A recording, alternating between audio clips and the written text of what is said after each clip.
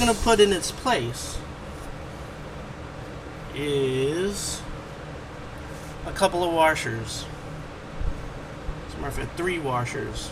These washers are going to be 2 number 5mm, 2 5mm washers. We're also going to have 1 number 10 SAE washer. What that's going to do is the 2 small ones are going to go right against the hammer first, and what that's going to do is fill this notch that's cut out of the hammer on the Mark III. The Mark II doesn't have that notch because it doesn't have this magazine safety, disconnect safety.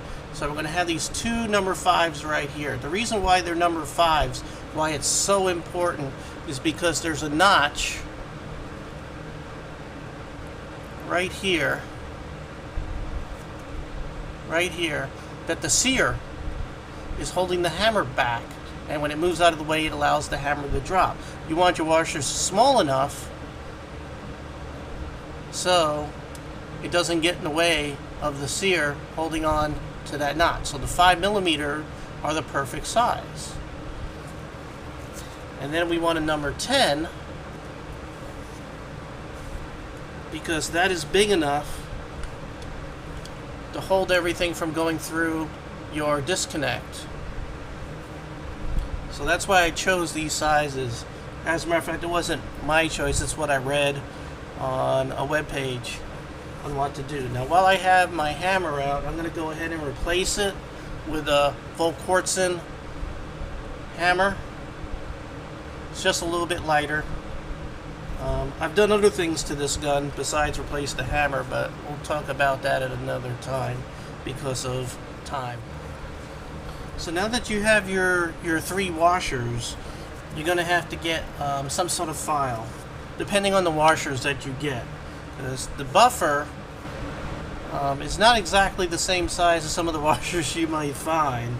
So in some cases they might fit, some they may not, so you might have to get a file and file out the inside, the inner hole of your washer with the file. And you want to also make sure that you get that nice and smooth inside, because you don't want it to scratch up the buffer over time. So I went ahead and, I have a very fine file, and I also use some fine sandpaper in there just to make sure we got it nice and smooth. Once you go ahead and do that, you want to go ahead and I'm trying to find out which one is my 5mm. Okay, what you want to do is go ahead and take your number 10 and put that onto your buffer first, all the way down to the little stop on the end of the buffer. When you take this out, you'll see you're going to put the number 10 on, then you're going to put your number 5, then you're going to put another number 5 or 5mm. Sorry, that's a 10 SAE and then 2 5mm, and then you put your hammer. Now before I do that, I have some break-free CLP towelettes, pre-lubricated. I'm just going to go ahead and put a little bit on the buffer there. Actually, I should have done that before. I'm going to go ahead and move these down a little bit. But go ahead and pre-lubricate it a little bit to prevent excessive wear, and then go ahead and put your hammer on so it looks like this. So one side of the hammer, there's the back side with the strut, and you can see all the washers right in here.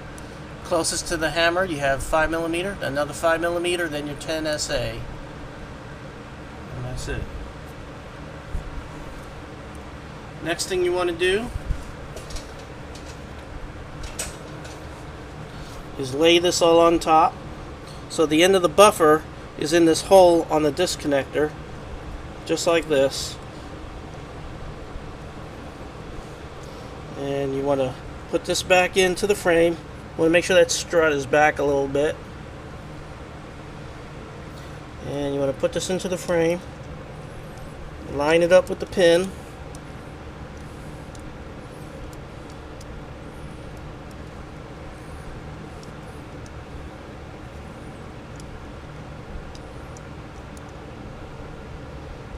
It's hard to do this and make sure it stays in the camera's view. Push it all the way through.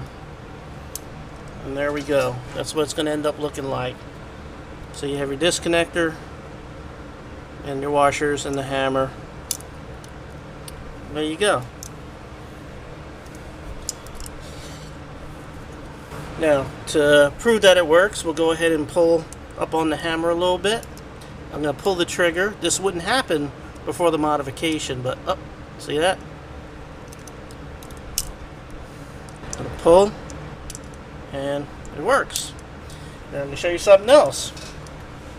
I'm going to go ahead and put magazine into the frame, and I'm going to push the magazine release. And here we go. Actually, I'm going to do it this way so you can see. I'm going to push the magazine release, and it comes right out. Free falls right out because there's no pressure on the back of the magazine anymore. So I think we've successfully removed the disconnector. And again, that's what everything looks like. I'm going to move this back and forth because I don't know where it's going to get out of focus.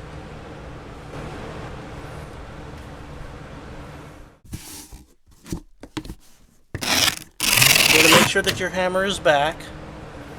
And we're going to go ahead and, this is not a disassembly reassembly instruction, so I'm not going to get into too much detail on this, but you go ahead and put this on. If this were an older one, I probably could just sort of push that on, but as you can see, this is still too new to do that.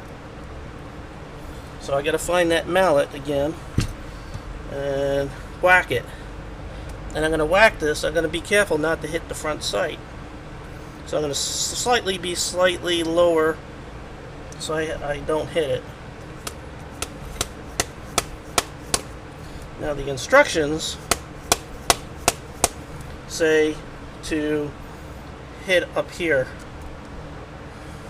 They say to hit right here on the frame right underneath the barrel, but that's kind of hard and it marks up the back of your grip.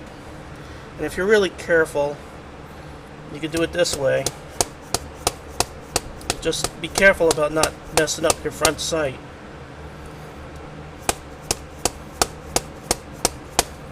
Now you want this back far enough so the back of the barrel is slightly hanging over the rear of the frame. One way that you can check to make sure you did this correctly is to take the mainspring housing, bring that bolt up and see if it'll go through. If it doesn't, you didn't get it far enough. And you have to hit harder. Let's try it again.